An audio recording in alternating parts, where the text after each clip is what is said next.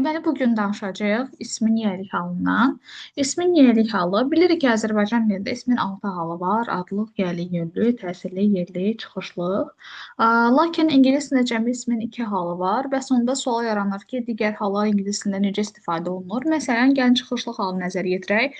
Azərbaycan dilində çıxışlıq halının şəkilçisi done-dandır. İngilis dilində də from, out of kimi prepositionlar istifadə oluna bilər. Və ya yönlü halda biz a, ə, ya, ya istifadə etdiksə, ingilis dilində to prepositiondan istifadə etmək mümkündür. Yəni bu tipli biz prepositionlardan istifadə edə bilərik. Məsələn, yerlik halda in, at və s.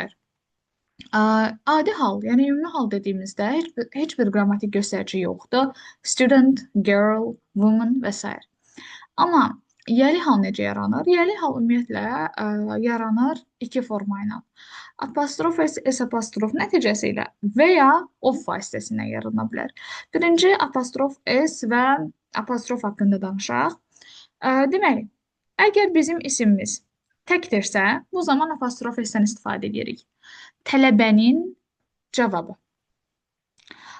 Tələbə bir dənə olduğuna görə apostrof S istifadə etdik. Tələbələrin cavabları olsaydı, bu zaman artıq sadəcə apostrof olacaqdı. Sadəcə apostrof. Deməli, və ya qızın kitabı apostrof S və ya qızların kitabları yenə də S apostrof. Amma belə bir məsələ var ki, gənclər şərt deyil ki, bu cəmdədirsə, bu da cəm olmalıdır. Ya da bu təkdədirsə, bu da tək olmalıdır. Xeyr. Müəllimlər otağı. Müəllimlər çoxdur, amma istifadə elədikləri otaq bir dənədir. Deməliyim, biz burada müəllimlərə cəm yazırıq, yəni S apostrofla. Otaq amma olacaq təkdə. Çünki bir otağı istifadə edirlər. Bəs bu ifadənin xəbərini necə qoyacağıq? Həmişə yadınızda saxlayın ki, apostrof S və ya S apostrofdan sonraki sözə baxmalıyıq. Otaq böyükdür, müəllimlər otağı böyük idi. Deməli, burada biz is istifadə etməliyik. Çünki böyük olan otaqdır. Yəni apostrof S-dən sonra gələn sözdür. Və ya adamın uşaqları. Yəni adam bir dənədir apostrof S, amma uşaqları çoxdur. Bu zaman children cəm olacaq və children cəm olduğuna görə də xəbərimiz də olacaq cəmdə. Deməli, gəldik növbəti məsələyə, yəni xüsusi isimlərə. Məsələn, Brown bir soyaddır.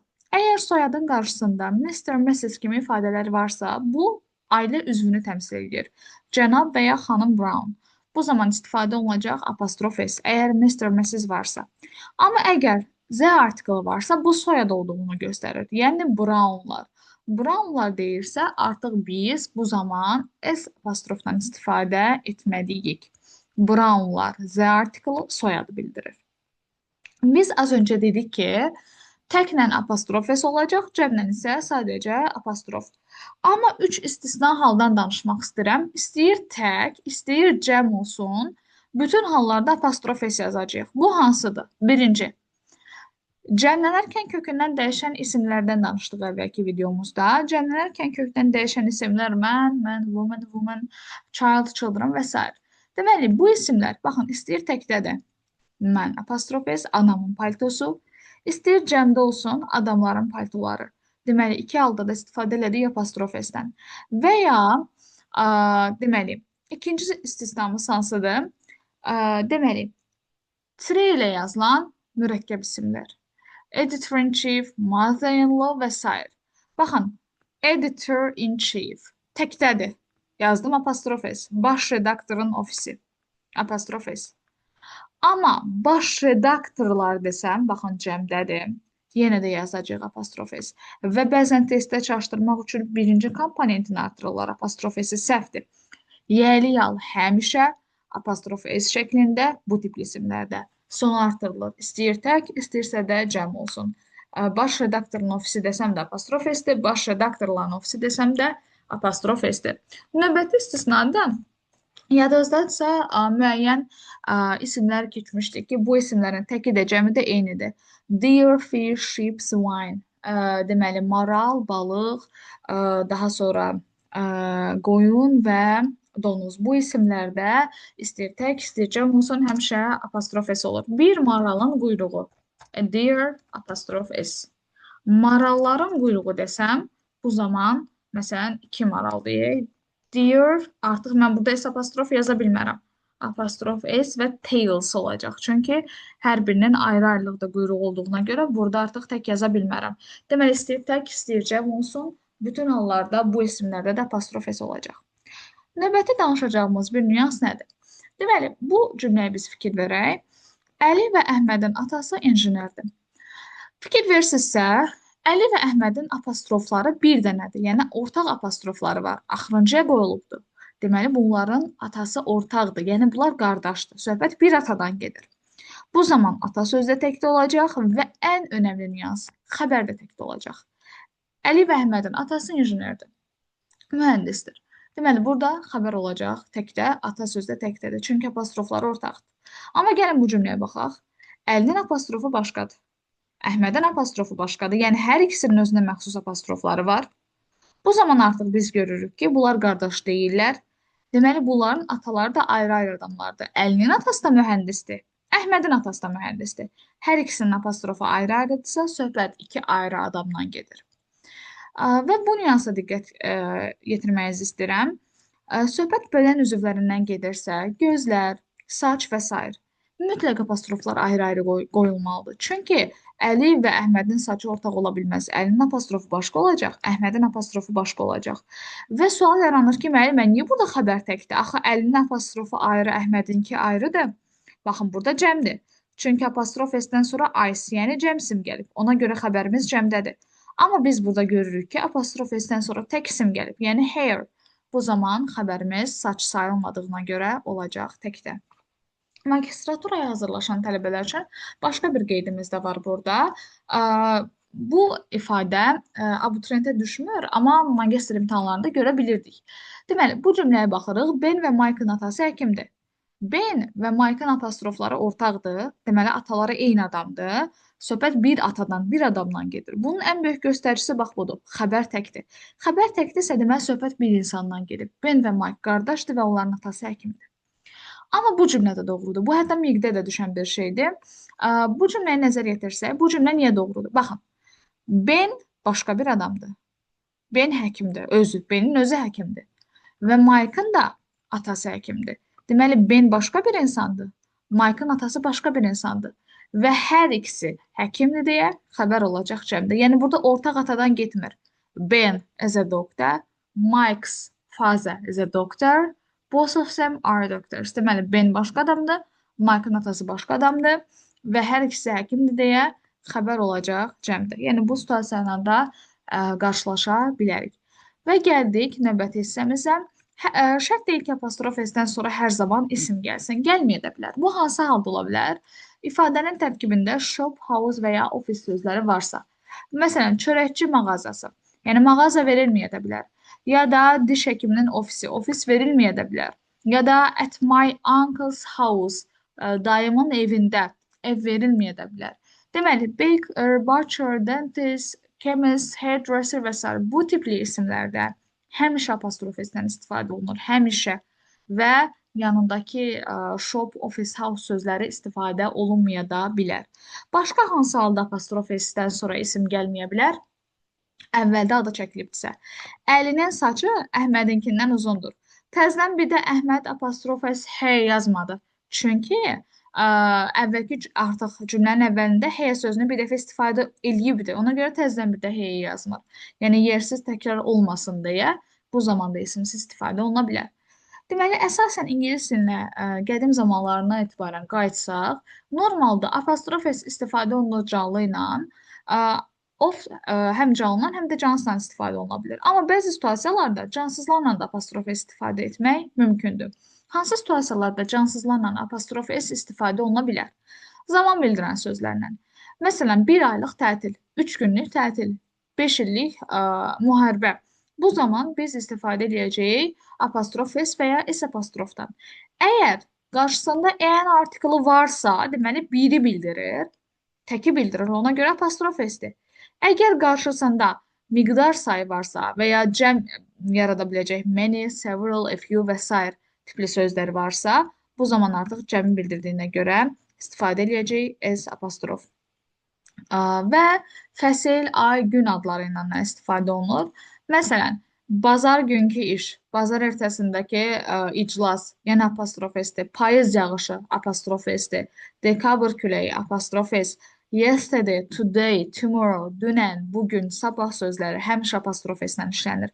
Çünki bunu məntiqən dərk edək. Dünən də bir dənə idi, sabah da bir dənədir, bugün də bir dənədir. Varlığı təkdir bunların. Ona görə apostrof S istifadə olunmalıdır. Ölkə və şəhər adları ilə Bakı küçələri, Amerika şəhərləri. Əlbəttə Bakı da bir dənədir, Amerika bir dənədir. Ona görə apostrof S istifadə etməliyik. Varlığı tək olan isimlər. Nədir varlığı tək olan isim? Yer kürəsi, günəş, ay, dünya bunlar həmişə apostrof S-lə istifadə olunur. Günəş şüası istifadə olunur. Günəş varlığı təkdir deyə apostrof S-lə. Həm canlılar, həm də cansızlar offla da istifadə oluna bilir. Yəni yəri halı offla yarada bilərik. Necə yaradacağıq? Məsələn, az öncə biz bir ifadə gördük orada, müəllimlər otağı deyə. Azərbaycandakı sırayla getdi. Müəllimlər birinci gəldi, daha sonra isə otaq sözü gəldi.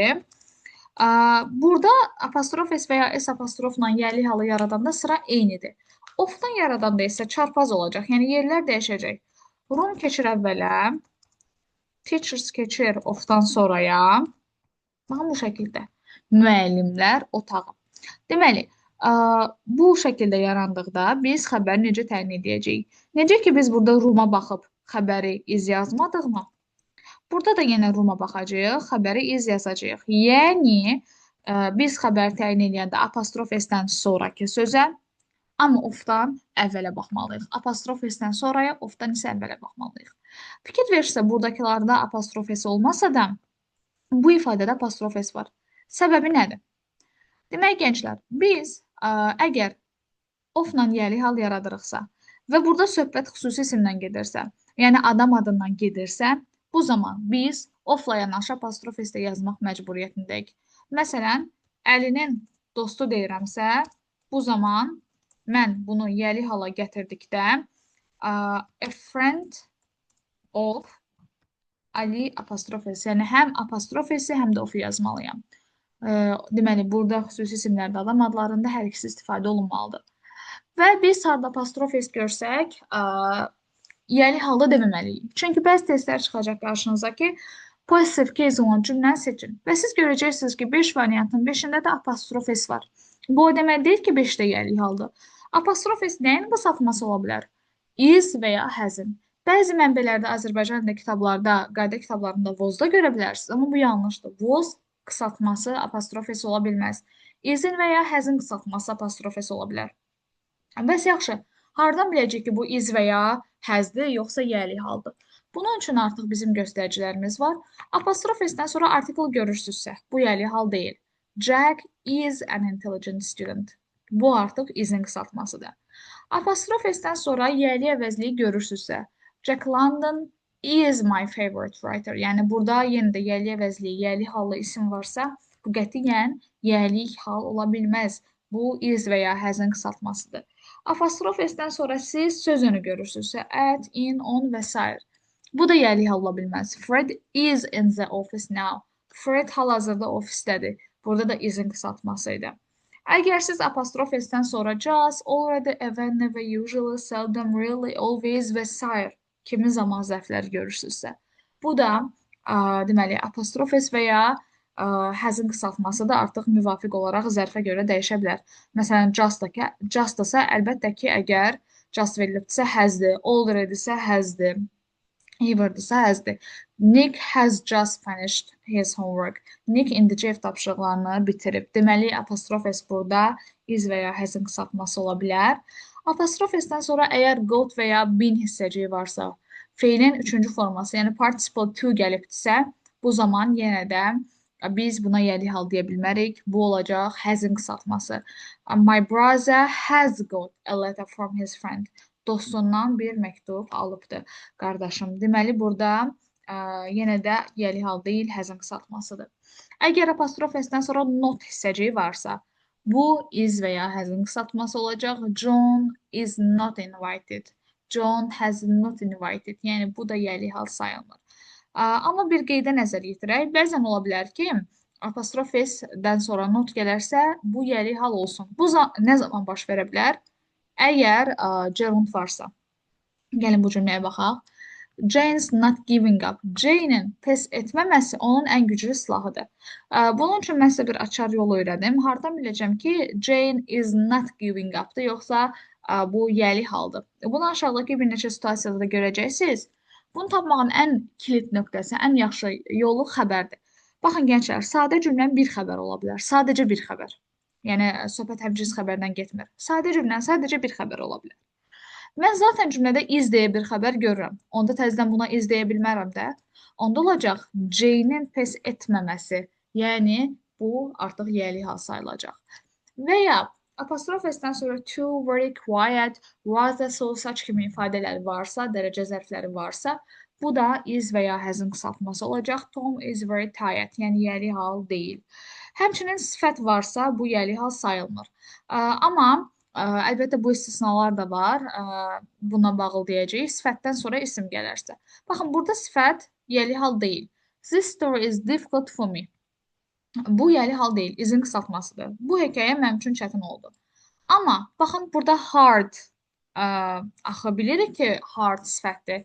Burada niyə yəli haldır? Cümləyə baxın, burada has deyə bir xəbər var. Təzədən mən buna has deyə bilmərəm, axı deyə bilmərəm Tom has problem. Tomun problemi var. Zaten burada bir xəbərimiz var. Cümlədə zaten bir xəbər varsa, onda biz ikinci xəbəri yaza bilmərik. Bunu yəli hal kimi götürəcəyik. Tomun çətin problemi artıq həll olubdur. Deməli, biz burada sifətdən sonra isim gördüyümüz üçün bunu yəli hal kimi götürəcəyik. Və ya apostrof s-dən sonra feilin sonunda ing varsa, yəni feilin dördüncü forması varsa, bu zaman bu davam edici zaman olur və yəli hal sayılmır. Bax, Alice is going to meet her friends. Alice dostları ilə görüşməyə gedəcək.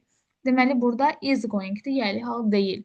Amma burada niyə Alice is going deyil? Bu yəli haldır. Niyə? Çünki cümlədə zaten başqa bir xəbər var. Surprise deyə bir xəbərimiz varsa, mən buna təzədən is deyə bilmərəm axı. Alice'in gedişi bizi təəccübləndirdi. Alice'nin gedişi təəccübləndirdi deyirsə, artıq bu yəli haldır. Çünki cümlədə bir xəbərimiz var. Və ya apostrof s-dən sonra gələ bilərsə feilin üçüncü forması. Biz bayaq dedik ki, ola bilsin ki, bu perfect tense qrupa aid olsun. Məsələn, Jack has broken cup. Məsələn, Jack fincanı qırıb. Amma burada has deyə bilmərəm, çünki cümlədə başqa xəbər var. Onda Jack'in qırılmış fincanı olacaq. Jack'in qırılmış fincanı qırmızı rəngi idi. Deməli, bu da yəli hal sayılmır. Daha doğrusu bu yəli hal sayılacaq, çünki bu has sayılmır. Cümlədə zaten başqa bir xəbərimiz var. Cümlədə başqa bir xəbər varsa, buna has deyə bilmərik. Bu olur avtomatik yəli hal. Bəs yəli hal sayılmır nə? It's, his, she's, yəni yəli əvəzliyi, şəxs əvəzliyinə qoşulan apostrof s. This is, that is, yəni işarə əvəzliyinə qoşulan apostrof s. Və ya who is, what is, yəni sual əvəzliyinə qoşulan apostrof s. Deməli, is və ya has'in qısaltmasıdır. Let apostrof s isə let us ifadəsinin qısaltmasıdır və qətiyyən yəli hal deyil.